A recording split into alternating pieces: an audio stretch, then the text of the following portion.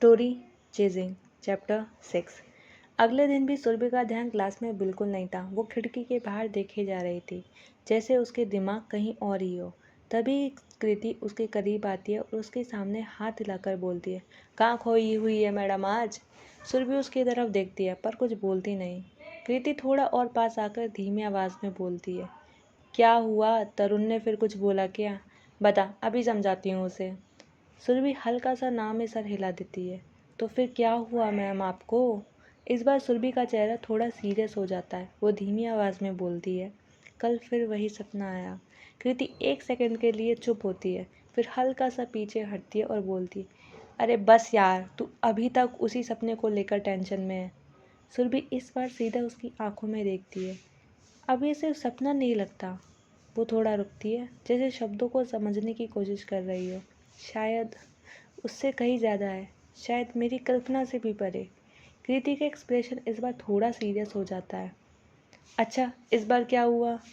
सुरभि अपनी आवाज़ और धीमी कर लेती है और फिर वो कल रात का पूरा सपना, निकिता की बात, सब कुछ कृति को बता देती है। कृति चुपचाप उसकी बातें सुनती रहती है, पर अगले ही पल वो अचानक बोल पड़ती है, कहीं वो दोबारा आ गया तो? और फिर खुद ही ज़ोर ज़ोर से हंसने लगती है। सुरभि का चेहरा तुरंत उतर जाता है। मुझे पता था तू यकीन नहीं करेगी। कृति अपनी हंसी कंट्रोल करते हुए उसके कंधे पर हाथ रखती है।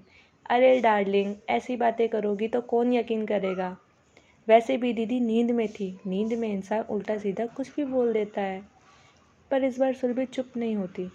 यार दीदी चाहे कितनी भी नींद में हो, पर वो ये क्यों बोलेगी कि अब वो नहीं आएगा? उसकी आवाज़ धीरे धीरे और सीरियस हो जाती है। इसका मतलब कोई तो है। वो रुकती है, पर धीमी पर पक्की आवाज़ में बोलती है, और मैं उस इंसान को ढूंढ कर रहूँगी जो इन सपनों के पीछे है।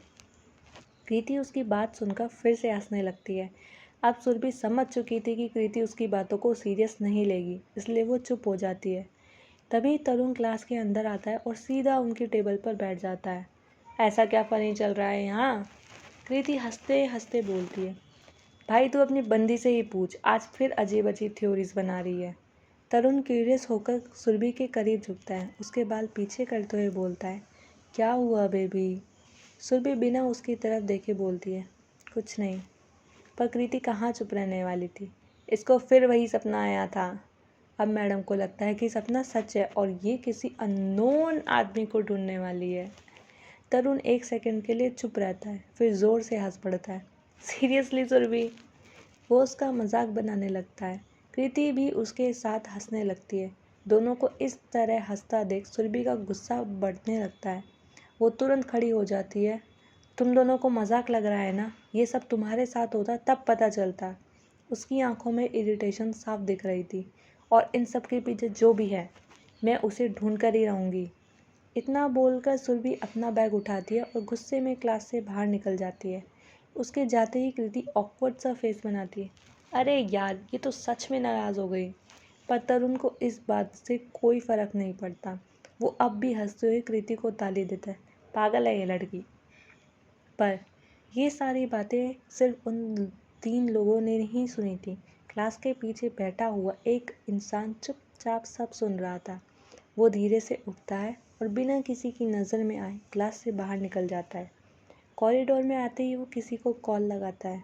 दूसरी तरफ विनय था। आदमी धीमी आवाज़ में अभी का पूरा किस्सा उसे सुना देता है। विनय बिना कुछ बोले चुपचाप सब सुनता रहता है। तभी वो आदमी थोड़ा रुक कर बोलता है, सर, उसे सब याद आने लगा है। वो आपको ढूंढना चाहती है। कुछ सेकंड्स तक फ़ोन पर खामोशी छाई रहती है, पर विनय के चेहरे पर कोई टेंशन नहीं थी। वो बस धीरे से बोलता है और कॉल कट कर देता है। कमरे में दोबारा खामोशी फैल जाती है। विनय अपना फ़ोन उठाता है। लॉक स्क्रीन पर सुरभि की फ़ोटो लगी हुई थी। वो कुछ देर तक बस उसे देखता रहता है। फिर उसके होठों पर हल्की सी मुस्कुराहट आती है और वो धीमी आवाज़ में बोलता है, तुम मुझे नहीं ढूंढ सकती सुरु।